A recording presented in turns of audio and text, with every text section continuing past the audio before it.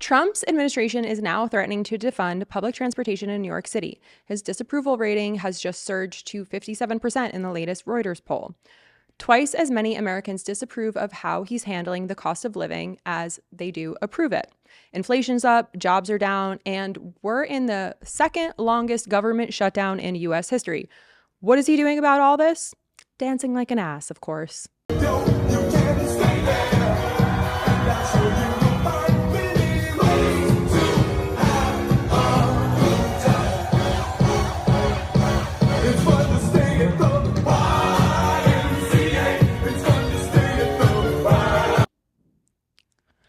We're going to get into what this clip means in a second because there's some really, really dark stuff lurking below the surface here. But first, let me break down what's actually happening more broadly.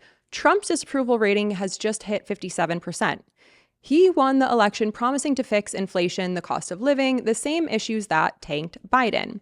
But Americans are giving him terrible marks on the economy. Twice as many people disapprove of his handling of the cost of living as they do approve of it.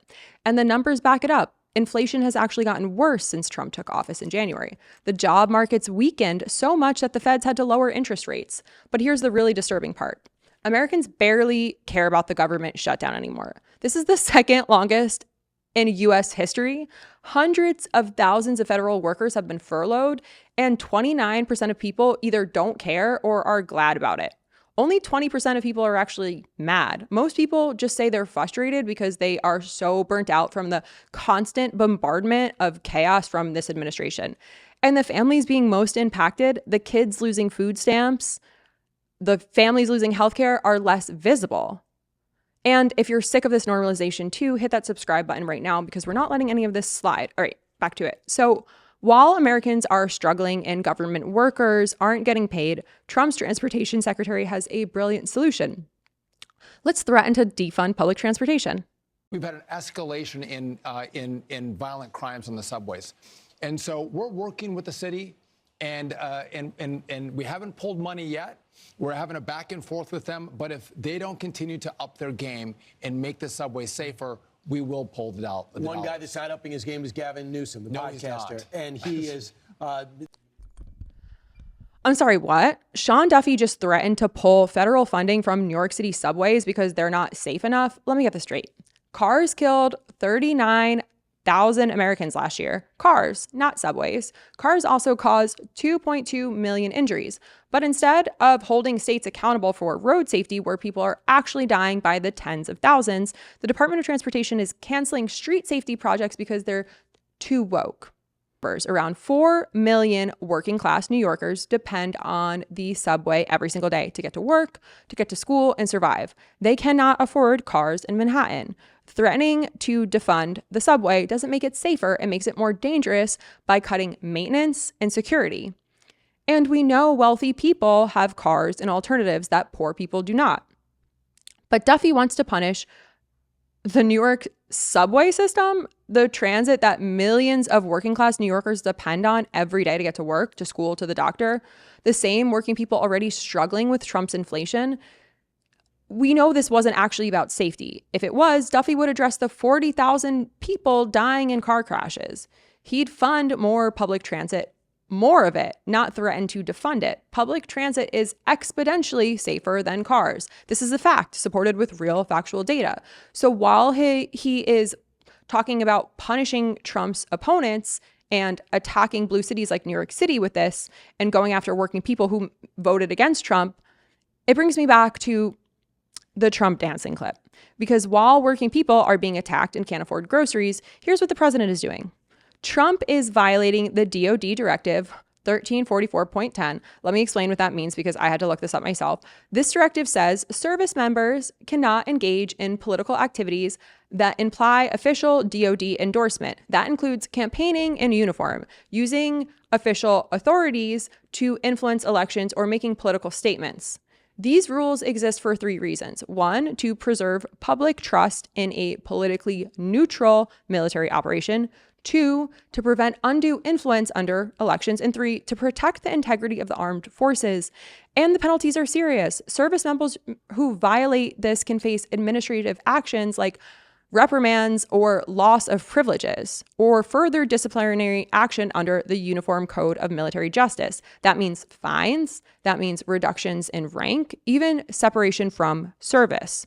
So when Trump uses uniformed service members as props at his weird, dancy political moment, he's putting them at risk. He's putting them at risk of UCMJ charges. They're standing there in uniform. They can't leave. They can't object while their commander-in-chief just bops around on stage. And what happens to Trump? Nothing. Nothing, of course. It's become so normal that nobody even blinks. All the guardrails are gone. Trump is acting like he thinks he's a king. And what's Trump doing with these servicemen who are standing behind him? In violation of regulations that could get them all punished or discharged? He's ranting about Joe Biden, of course. Let's take a look at the clip. Pilot. And see, Biden used to say he was a pilot. He was a pilot. He was a truck driver. Whoever walked in, he wasn't a pilot. Wasn't much of a president either, to be honest with you. That I can tell you. That we all know. But So Trump is standing in front of active duty military, violating DOD regulations, and he's using this time to mock Joe Biden for supposedly lying about being a pilot. Not discussing their mission, not honoring their service, not addressing the wars that they might have to fight in. He's using them as a captive audience for his grievances about a guy who's not even president anymore. He's in cancer treatment. While his approval tanks, while the inflation rises, while the government continues to be shut down in the second longest shutdown in history. And this is also happening while working people can't afford groceries.